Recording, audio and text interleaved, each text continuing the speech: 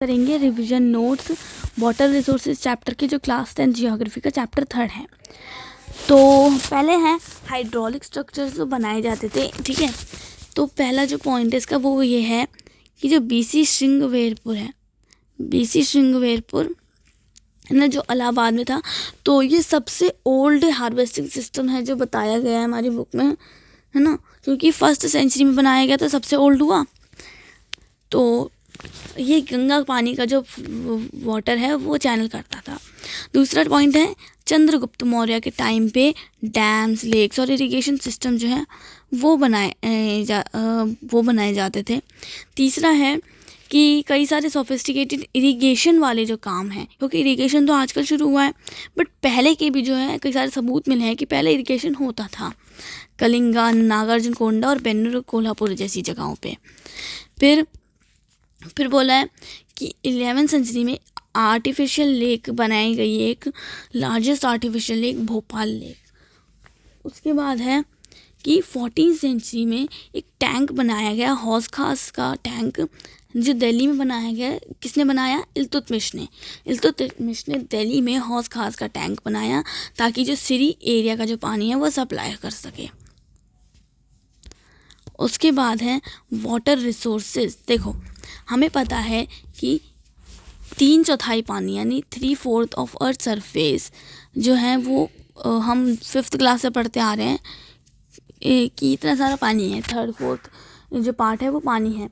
But फिर भी उसमें से जो थोड़ा सा पानी है ना वो ही हम यूज़ में ले सकते हैं, क्योंकि वो फ्रेश वाटर है और वही हमारे काम लेने लायक है, ठीक है। सेकंड है कि ये फ्रेश वाटर मिलता कहाँ से? फ्रेश वाटर ऑब्टेन होता है कहाँ से मिलता है?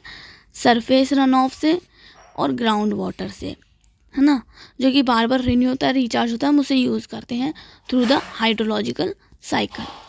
अभी जो सारा पानी है ना ये हाइड्रोलॉजिकल साइकिल से चलता है, जिससे हमें पता चलता है कि जो वाटर है वो रिन्यूएबल रिसोर्स है ना, MCQ में आ सकता है। इसके बाद है कि अब पानी की कमी कैसे पड़ रही है भाई, उसके क्या कॉजेज हैं, अब उसको अगर कमी पड़ रही है तो उसको बचाया कैसे जाए, है ना। तो देखो, the moment for speak of water shortages, मतलब वाटर स्कैरसिटी का मतलब तो हो गया वाटर शॉर्टेज। और वाटर शॉर्टेज भी जैसे कई जगहों पे कम बारिश है, ज़्यादा बारिश है, और ना कोई ड्रॉट प्रोन एरिया है, लो रेनफॉल हो रही है कहीं पे, तो वो चीज़ हो जाती है ना। अब एक तो कॉज ये हो गया कि जहाँ पे कम बारिश हो रही है, एनुअल प्रेसिपिटेशन कम है, जहाँ पे वाटर रिसोर्सेज ही नहीं है वो जगह, है ना। दूसरा कॉज क्या हो गया कि इसका हम ओवर एक्सप्लॉयटेशन करें, एक्सेसिव यूज़ करें, और फिर इसका क्या हो जाता है, इससे क्या होता है, अनइक्वल एक्सेस होता है पानी का, अलग अलग जगहों पे अलग अलग एक्सेस होता है फिर। और तीसरा कॉज क्या है कि जो बढ़ती हुई पॉपुलेशन है, वो तो भाई सबसे बड़ा ही कॉज है मोस्टली हर प्रॉब्लम का, कि बढ़ती हुई पॉपुलेशन की डिमांड बढ़ जाती है पानी का, और फिर इस वजह से अनइक्वल एक्सेस होता है, ठीक है, मतलब सबको बराबर नहीं मिलता पानी। A large population means more water not only for domestic use but also to produce more food। ये तो इसी में आ गया, इसी का सब पॉइंट बन जाएगा कि मतलब ज़्यादा पॉपुलेशन, तो इसका मतलब ये नहीं कि ना पीने के लिए चाहिए, उन्हें पीने के लिए तो चाहिए, बट उनको जो खाएंगे उस खाने में जो पानी यूज़ होगा उसके लिए भी तो चाहिए। अब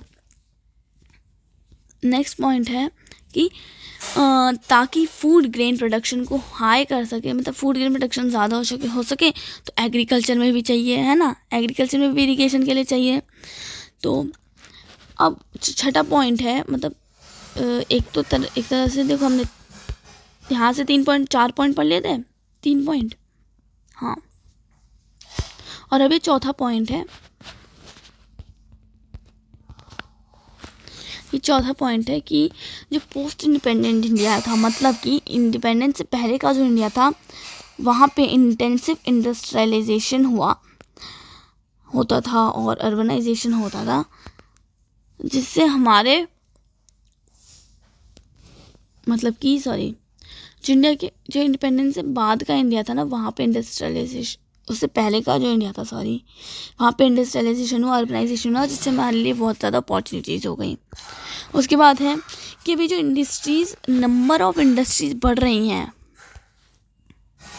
बढ़ती हुई जो इंडस्ट्रीज के नंबर हैं, है ना, उससे क्या हो रहा है, उससे उनको तो फ्रेश वाटर मिल पा रहा है, बट फिर उस वजह से बाकी लोगों को नहीं मिल पा रहा है पानी, है ना। फिर छठा पॉइंट हो जाएगा, मतलब ये सी का सब पॉइंट है कि इंडस्ट्रीज़ को वो मेजर कंज्यूमर है पानी की, और उनको और भी ज़्यादा पानी चाहिए रन करने के लिए, इस वजह से। और फिर एक और है कि पानी का ना इलेक्ट्रिसिटी का भी यूज़ होता है, पानी से, मतलब पानी से इलेक्ट्रिसिटी बनती है। तो इंडिया में हाइड्रो इलेक्ट्रिक पावर जो है 22% है टोटल इलेक्ट्रिसिटी जिससे प्रोड्यूस होती है ना। तो 5 पॉइंट हमारे बन गए आराम से। क्या क्या बने देखो। पहला पॉइंट था कि वाटर शॉर्टेजेस वहाँ होती है, मतलब कई बार ऐसा होता है कि उन जगहों पे जहाँ पे बारिश कम है ना, और जहाँ पे वाटर रिसोर्सेज है ही नहीं। ये तो हो गया नेचुरल कॉज। अभी ह्यूमन फैक्टर क्या है? ह्यूमन फैक्टर है कि बढ़ती हुई पॉपुलेशन, इंडस्ट्रीज़ का बढ़ना, है ना। ये 2 ह्यूमन फैक्टर हो गए, 3 पॉइंट। चौथा ये कि हम उसका ओवर एक्सप्लॉयटेशन कर रहे हैं, मतलब जहाँ पे अवेलेबल है ना वहाँ भी हम ओवर एक्सप्लॉयटेशन कर रहे हैं, उसका एक्सेसिव यूज़ कर रहे हैं। फिर उसके बाद है कि पोस्ट इंडिपेंडेंट इंडिया जो है वहाँ पे इंटेंसिव इंडस्ट्रियलाइजेशन हुआ, अर्बनाइजेशन हुआ, है ना। अब इसके बाद आ जाते हैं मल्टीपर्पज़ रिवर प्रोजेक्ट, यानी डैम्स। मल्टीपर्पज़ रिवर प्रोजेक्ट्स किसको बोलते हैं? डैम्स को। और उसी के साथ जो और ज़्यादा और जो वाटर रिसोर्सेज को बचाने की जो मैनेजमेंट है वो क्या है, ठीक है।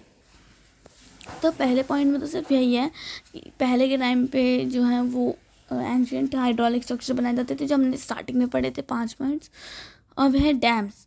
तो आज के टाइम पे तो डैम्स बनाए जाते हैं ताकि रिवर्स को इम्पाउंड कर सके, मतलब ऐसे बताया था ना, गड्ढा बना सके, यानी यहाँ डैम बिल्ड कर दिया तो यहाँ पानी इकट्ठा हो जाएगा। उसके बाद ताकि वो पानी जो है ना वो बाद में एग्रीकल्चर, फीड्स या कई सारे कामों के लिए यूज़ हो सके। तो आज डैम्स की ना कहीं सिर्फ इरिगेशन के लिए नहीं होता काम, बल्कि इलेक्ट्रिसिटी जनरेशन, वाटर सप्लाई, ताकि डोमेस्टिक इंडस्ट्रियल यूज़ दोनों हो सकें, है ना। इंडस्ट्रीज़ और घरों में दोनों जगह सप्लाई होता है पानी।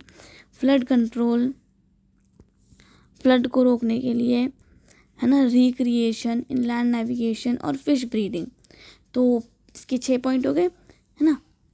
एक्चुअली 7 कि इरिगेशन के काम किया जाता है, इलेक्ट्रिसिटी जनरेशन काम आ जाता है, पानी को जो है हमारे घरों में, इंडस्ट्रीज तक सप्लाई किया जाता है, और फ्लड को कंट्रोल कर देता है, रिक्रिएशन हो जाता है। इनलैंड रिक्रिएशन किसका? नेशनल वेजिटेशन जो है ना उसका। वहाँ पे इंडस्ट्री सेटअप, वहाँ पे अर्बनाइजेशन सेटअप होने लगती है ना, और शहर बन जाता है पूरा इस तरीके से। इनलैंड नेविगेशन होता है और फिश ब्रीडिंग करवाई जाती है वहाँ पे। और क्या है? डैम्स को ना, अब dams are now refer to impounded as a water, impounded water is integrated with one another. कुछ भी नहीं है इसमें, बस यही है कि जो पानी है ना उसका अलग अलग जगह यूज़ कर सकते हैं। तो अब कुछ सालों में देखें तो मल्टीपर्पज़ प्रोजेक्ट्स और बड़े बड़े जो डैम्स हैं वो किसके अंदर आ चुके हैं? तो उसके अपोजिशन भी हुए हैं, ऐसी बात नहीं है, ठीक है। इसके अच्छे काम तो हैं, बट इसकी फिर डिसएडवांटेजेस भी हैं। तो जो रिजर्वर्स फ्लड प्लेन से बनाए जाते हैं also submerge the existing vegetation and soil, जिस तरह से उसका डिकम्पोजिशन हुआ है ना। Multiple projects and large dams have also been cause of many new social movements. तो इस वजह से जो है इनके पोजिशन की वजह से कई सारे सोशल मूवमेंट्स भी हुई हैं। अब लोकल पीपल, अब देखो भाई, जब डैम्स बनते हैं तो वहाँ पे जो लोग रह रहे हैं उनको अपनी ज़मीन छोड़ के जानी पड़ती है, और लाइवलीहुड छोड़ के जाना पड़ता है, और उनका जो कमाने का जो साधन है वो छोड़ के जाना पड़ता है, तो सिर्फ और सिर्फ अपने देश के लिए। तो मतलब लोकल पीपल जो है वो अफेक्ट हो रहे हैं। और क्या अफेक्ट हो रहा है कि देखो, irrigation has also change the cropping pattern of many reasons. मतलब कि इरिगेशन जब होने लगा, मतलब पानी की अवेलेबिलिटी हुई तो इरिगेशन हुआ, जिस वजह से जो है कई सारे लोग जो है वाटर इंटेंसिव क्रॉप से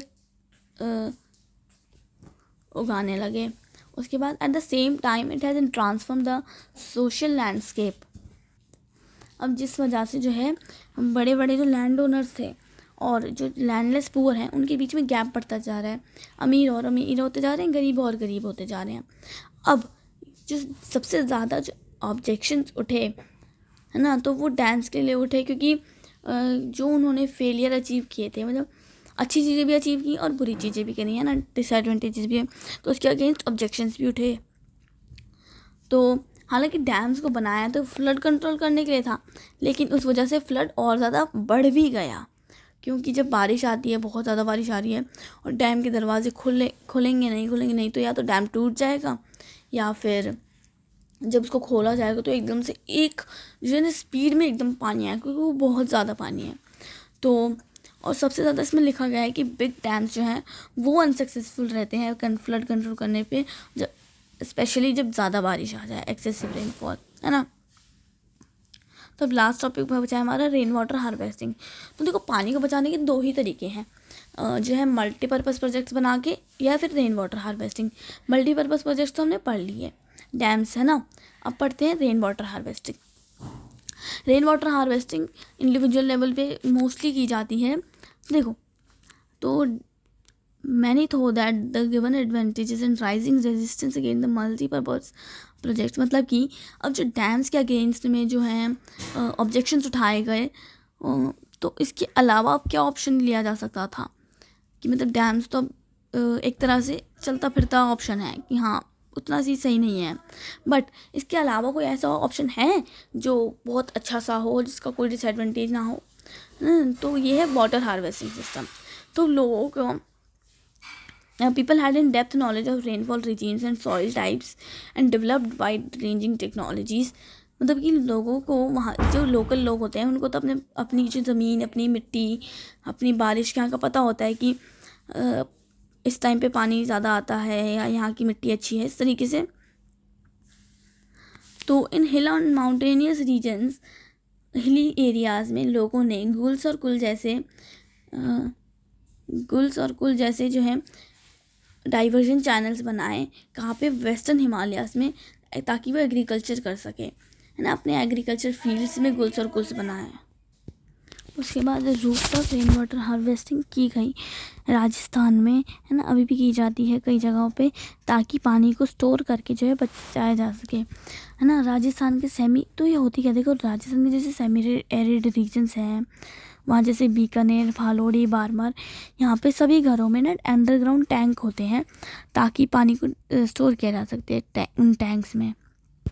कैसे, देखो वो जो टैंक्स होते हैं ना, अंडरग्राउंड टैंक्स, उनको अपनी जो छत होती है, स्लोपिंग रूफ्स हैं, वहाँ से कनेक्ट किया जाता है एक पाइप के द्वारा। अब जो पानी छत पे गिरेगा वो वहाँ उस पाइप से जो है नीचे आएगा और उन टैंक्स में स्टोर हो जाएगा। तो rain water can be stored in tanks till time next rainfall, making it up an extremely reliable source, है ना। और इस बात मतलब एक और चीज़ है कि जो पहली बारिश का पानी नहीं लिया जाता, ताकि वो छत जो है एक पहली बारिश से साफ़ हो जाए, और फिर अगली बार जो बारिश है उस बार से स्टोर किया जाता है पानी। फिर क्या है, रेन वाटर पुलर पानी as commonly referred to in these parts and is considered the purest form of natural water. मतलब कि रेन वाटर का हमारे एरिया में देखें, नॉर्थ एरिया में, तो यहाँ पे बहुत ज़्यादा एकदम प्योरेस्ट फॉर्म जो है बताया जाता है, ये सबसे शुद्ध पानी बारिश का पानी है, ठीक है। तो अब हमारा जो है चैप्टर हो चुका है, and thank you for watching the video till now. मिलते हैं नेक्स्ट वीडियो में, तब तक take care and bye bye. और कुछ भी चाहिए हो कोई भी वीडियो तो बता देना कमेंट्स में। Okay, see you in next video, bye.